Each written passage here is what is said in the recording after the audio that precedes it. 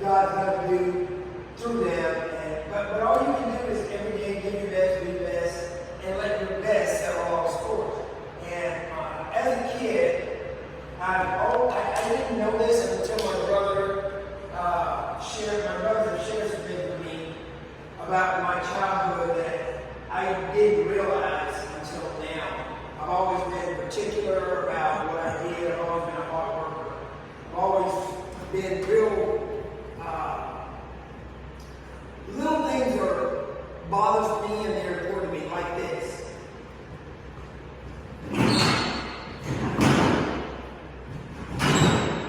Now, good. That bothers me. That bothers me. Having a gym that looks good concerns me.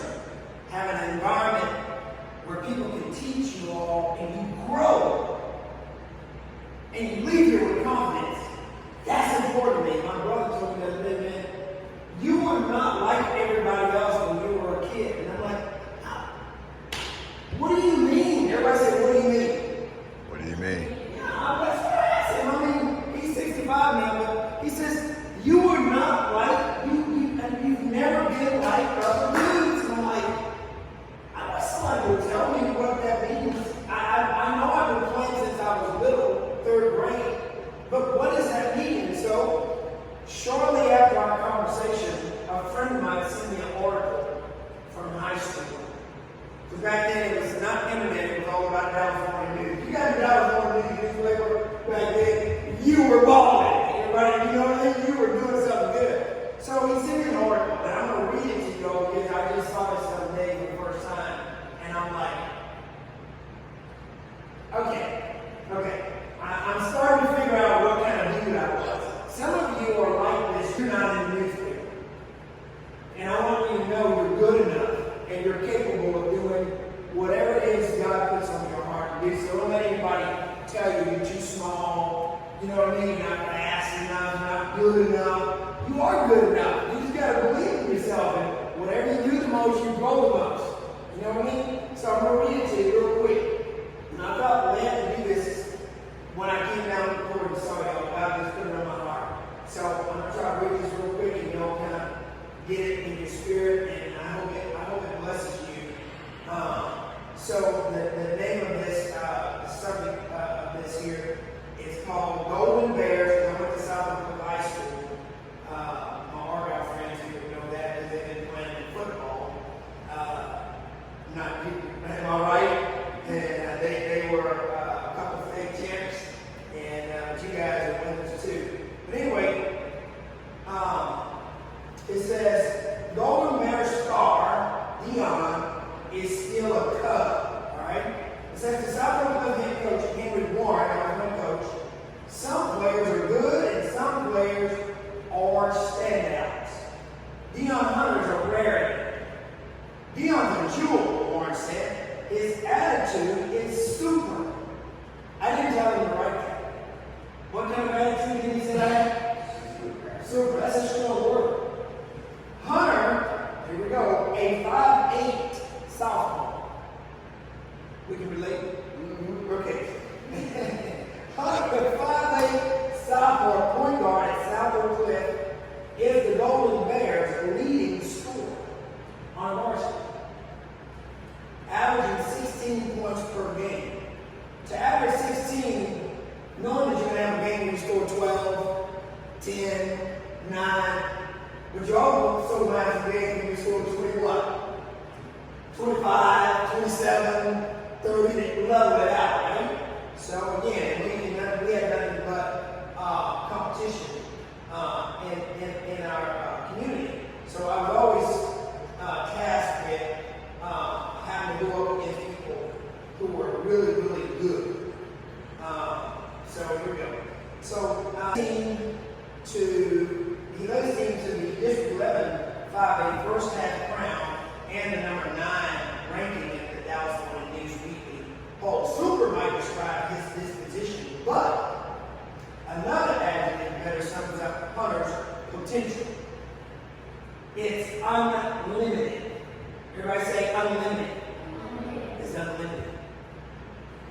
Warren said, I've seen a lot of games around the state this year.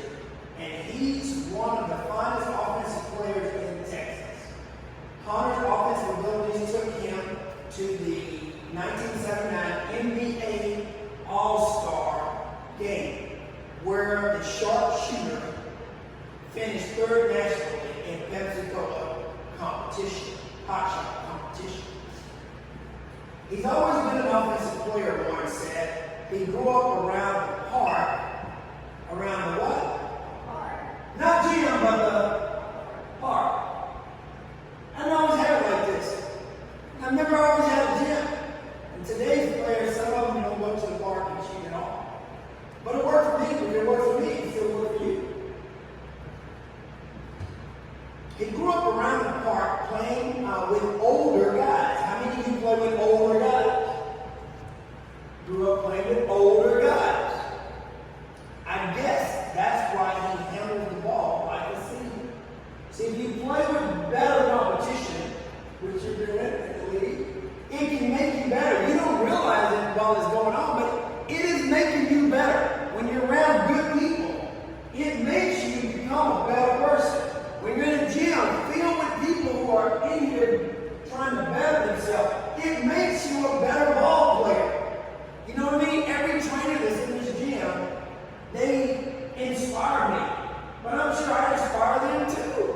But that's the way the game works. One of the older guys, one of the leaders, decided that Hunter was a special breed. Peter's a 5'7" ball handling musician, a 3-year starter at Roosevelt. Knew Hunter had the potential to be one of the best at their game. He says, when I first saw him shooting the ball at Cummings Gym, I was surprised to find out the way he squared his body around for his jump shot. Y'all hear the word square up? The way he squared his body, I was surprised to find out something. You know the way he squared his body for a jump shot? And could shoot, watch this, with either hand. He was paying attention. I've had you shoot shots in my practice over the years. Left hand now. And you're like, what are you doing? I'm like, left hand now. I'll never shoot with my left hand right here. Left hand now. I don't want anybody here to be like anybody else. And here, trainers, what do I tell y'all? I want you to work with a high degree of what? Excellency. Excellency in what? Extraordinary. Extraordinary. Oh, the standards, man. That's what you guys are amongst. And I thank God for allowing this to come my way. We be sure we know that I forgot. I forgot all about this. These are the standards that were developed when I was y'all's age. We're almost done. So you know the way he spread his body up around for his jump shot and could shoot with either hand.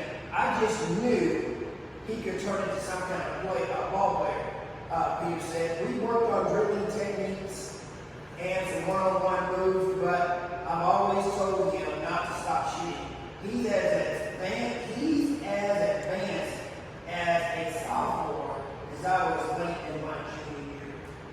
Now, what I want you to know is this. When I was a kid, I asked God to help me become a professional basketball player.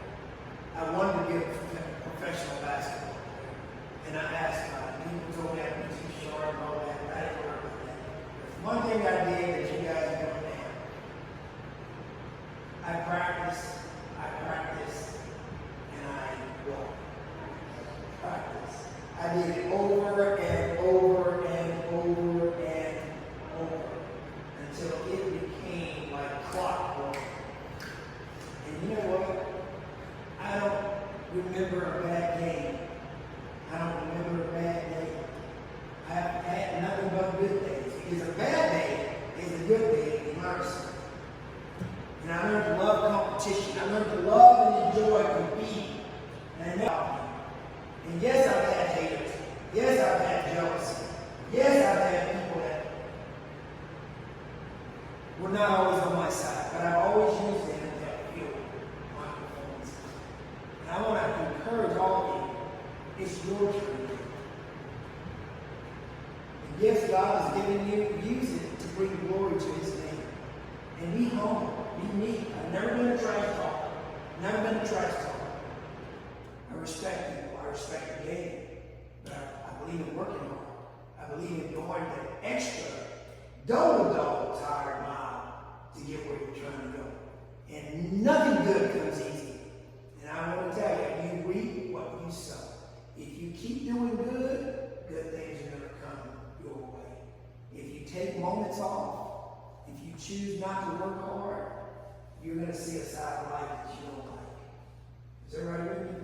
I want y'all to know, my whole life has been built on trusting God faithfully, getting out here, doing the work, loving